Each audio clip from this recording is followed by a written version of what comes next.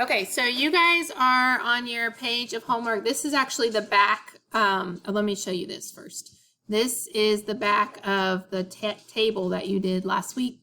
So see, this is a much longer page of homework, but I just wrote the first couple problems on Word because I can't write on this PDF file. I don't have a way to change that over. So I'm going to just show you here. Okay, so all of these acids are in the aqueous form. So that's, you can put AQ when you write it, or you could put nothing. As long as you write that they're ions dissociating, it should be fine. Okay, so this says write the equation for the dissociation of hydrochloric acid. So we're going to write HCl, right, because that's hydrochloric acid. You guys remember that from last semester. And we're going to write the dissociation, which means to break up the ions. So we're going to have H plus, right, because it is a positive ion, and plus Cl, which is a minus. Okay, and then that is going to be our answer. That's the dissociation of hydrochloric acid. Then the next one says find the pH of a 0.00476 molar hydrochloric acid solution. So what we're going to do here is, this is the same, remember moles? Molar is the same as writing in a bracket. Remember how this bracket means concentration? And remember in your table that you did last week, it had H3O plus, and it was in a concentration. And then you had pH, and they gave you a number, like the first one was 3.78, and you took the second log negative to get this value. Okay, so what you're going to do here is you're going to take your concentration value, which is, so this is the same thing as this on the worksheet. So to go from concentration back to pH, you take the negative log.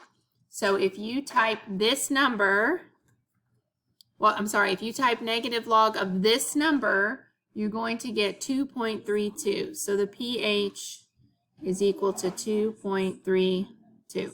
Okay, so I took the negative log of this number.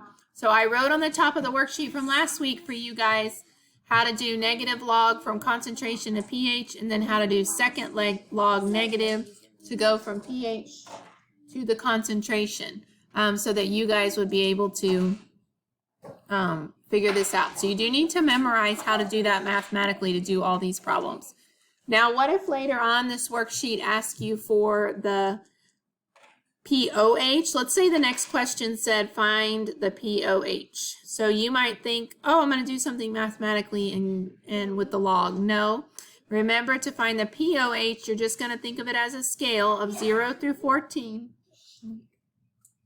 And you're going to subtract 2.32.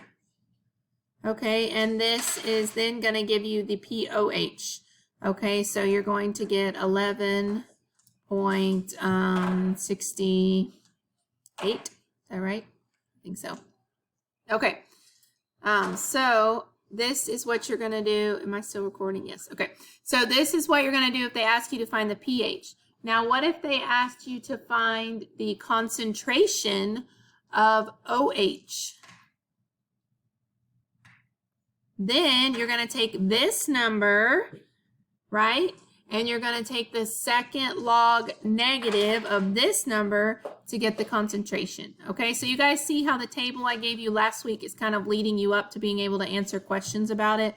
So the part that students miss the most on this stuff is that they don't pay attention to what they're given, and they get confused. Like here we saw that M means molarity, and that means we were given a concentration. This is the concentration of the solution.